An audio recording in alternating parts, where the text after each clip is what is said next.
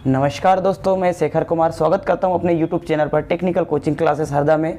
आज हम देखेंगे करंट ट्रांसफार्मर और पोटेंशियल ट्रांसफार्मर। करंट ट्रांसफार्मर मतलब सीटी का मतलब होता है करंट ट्रांसफार्मर। करंट ट्रांसफार्मर जो होता है ये करता क्या है और कैसे होता है। तो सबसे पहले हम बात करेंगे करंट ट्रांसफार्मर दिखता है कैसे है। तो करंट ट्रांसफार्मर में जो होता है, मुख्य रूप से यदि मैं बात करूं तो करंट ट्रांसफार्मर जो होता है हमारा, वो एक वोल्टेज स्टेप अप ट्रांसफार्मर कहलाता है। और या हम इसको कह सकते कि यह धारा अपचायी ट्रांसफार्मर होता है। धारा अपचायी ट्रांसफार्मर होता है क्योंकि करंट ट्रांसफार्मर जो होता है मुख्य रूप से वोल्टेज को स्टेप अप करता है, परंतु वहीं के वहीं यदि हम बात करें तो प्राथमिक कुंडली में उत्पन्न धारा को द्वितीयक में जो है कम करता है, इसलिए इसको धारा अपचायक ट्रांसफार्मर भी कहते हैं। धारा अपचायक ट्रांसफार्मर भी कहते हैं।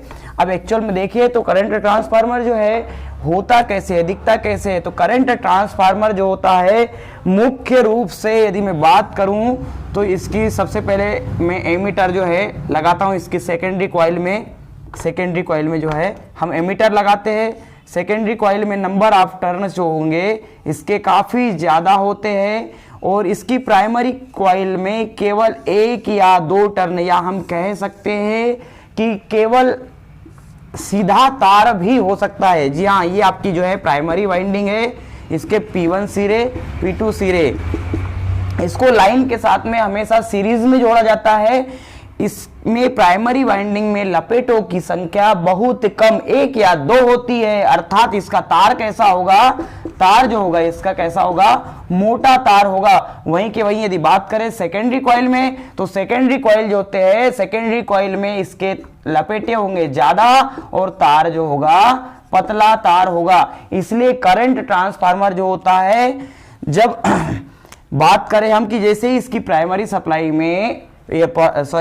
कॉइल में सप्लाई दी जाती है, सप्लाई से कनेक्ट किया जाता है, तो इसकी सेकेंडरी कॉइल में वोल्टेज जो होगा, सेकेंडरी कॉइल में जो वोल्टेज होगा वो बढ़ जाएगा। क्या हो जाएगा, वोल्टेज बढ़ जाएगा, वोल्टेज जो है वो बढ़ जाएगा। परंतु करंट का मान, यदि मैं करंट की वैल्यू की बात करूं तो यदि प्राइमरी धारा 200 एम्पियर 100 एम्पियर तक भी है तो उसको यह 1 से 2 एम्पियर पर कन्वर्ट कर देगा, 1 से 2 एम्पियर पर कन्वर्ट कर देगा।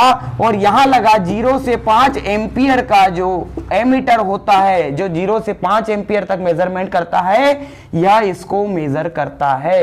इस तरीके से करंट ट्रांसफार्मर जो होता है, इसकी प्राथमिक कुंडली में एक या दो लपेटे होते हैं और इसकी सेकेंडरी वाइंडिंग में जो होते हैं बहुत ज्यादा टर्न होते हैं। और इसी कारण चूंकि इसमें एक या दो लपेटे होते हैं इसकी प्राइमरी कॉइल में, इसलिए इसका तार जो होता है मोटा होता है और इसकी सेकेंडरी कॉइल में लपेटों की संख्या ज्यादा होती है, इसलिए इसका तार कैसा होता है, पतला होता है। इस तरीके से करंट ट्रांसफार्मर जो होता है वो एक वोल्टेज स्टेप अप ट्रांसफार्मर कहलाता है। और हम वहीं के वहीं इसको कह सकते हैं कि यह एक तरीके से धारा अपचायक ट्रांसफार्मर होता है। तो जब भी करंट ट्रांसफार्मर से संबंधित क्वेश्चन आएगा तो पहला क्वेश्चन आपका यह बनेगा कि करंट ट्रांसफार्मर लाइन के सीरीज में लगता है या समांतर में लगता है। तो करंट ट्रांसफार्मर हमेशा लाइन के सीरीज में लगता है। फेज के साथ हमने इसको सीरीज में लगाया, मतलब इसको लाइन के सीरीज में ही उपयोग किया जाता है। इसकी दूसरा क्वेश्चन आपसे ऐसा बनेगा कि करंट ट्रांसफार्मर की प्राथमिक कुंडली में फेरों की संख्या कितनी होती है। तो प्राथमिक कुंडली में फेरों की संख्या एक या दो लपेटे होते हैं या नहीं भी होते हैं। और इसकी सेकेंडरी कॉइल जो होती है या सेकेंडरी वाइंडिंग जो होती है उसमें लपेटों की संख्या ज्यादा होती है।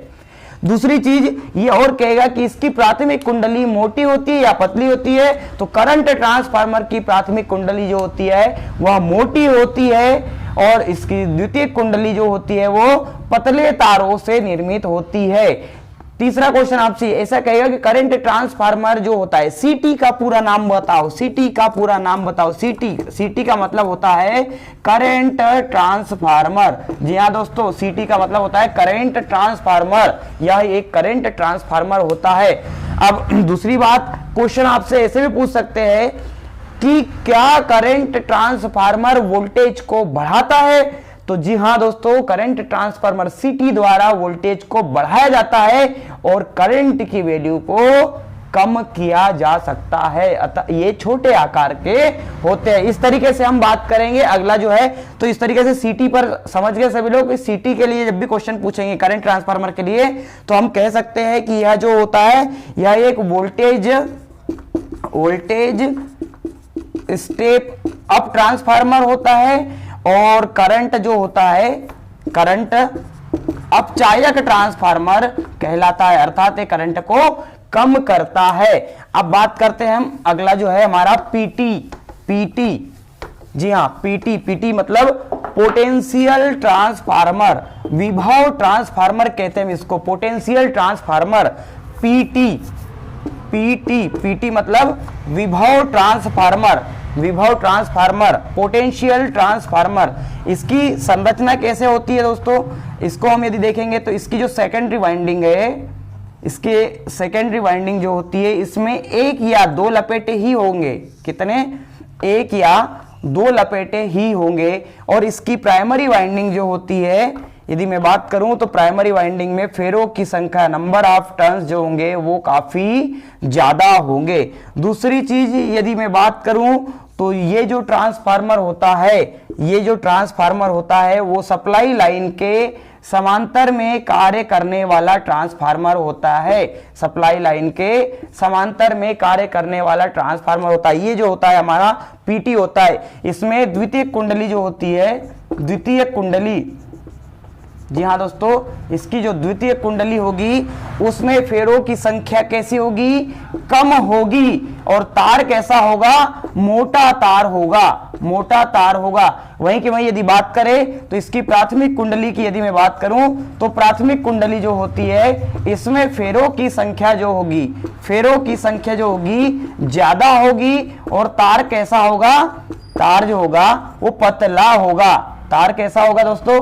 तार पतला होगा। इस तरीके से यदि इस ट्रांसफार्मर की बात करूं तो यह करंट ऊंचाई ट्रांसफार्मर कहलाता है।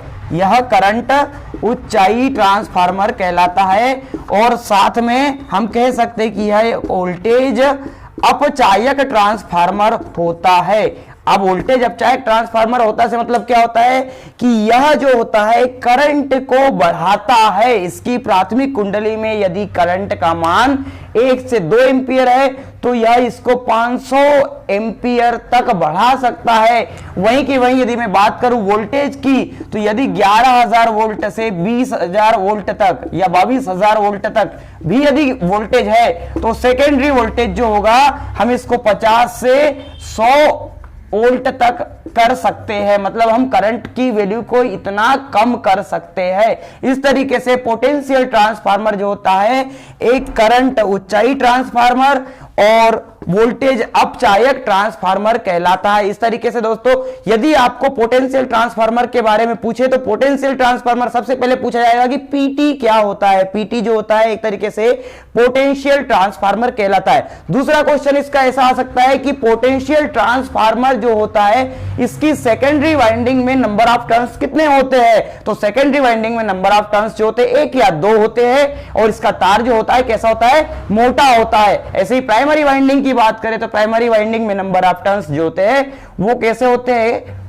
बहुत ज्यादा होता है और तार पतला होता है। दूसरी बात, इसमें आपसे यह पूछा जाएगा कि यदि पोटेंशियल ट्रांसफार्मर की प्राइमरी वाइंडिंग में वोल्टेज 11,000 से 22,000 वोल्ट है तो हम इसको कितना कम कर सकते हैं? तो इसको 50 से 100 वोल्ट तक हम कम कर सकते हैं। और जिसको जो है हम कह सकते हैं कि 100 वोल्ट तक, 0 से 100 वोल्ट तक के एम्पियर वोल्ट मीटर द्वारा हम इसको आसानी से मेजर कर सकते हैं। इस प्रकार से करंट ट्रांसफार्मर और पोटेंशियल ट्रांसफार्मर जो होते हैं वर्क करते हैं। और यह एक तरीके के छोटे ट्रांसफार्मर होते हैं। पोटेंशियल ट्रांसफार्मर को लाइन के साथ किस क्रम में लगाया जाता है? तो पोटेंशियल ट्रांसफार्मर को लाइन के साथ समांतर क्रम में लगाया जाता है और वोल्टमीटर द्वारा इसकी रीडिंग नोट की जाती है। ऐसे करंट ट्रांसफार्मर को सप्लाई के साथ किसके साथ लगाया जाता है? तो करंट ट्रांसफार्मर को सप्लाई के साथ श्रेणी क्रम में लगाया जाता है। दोस्तों,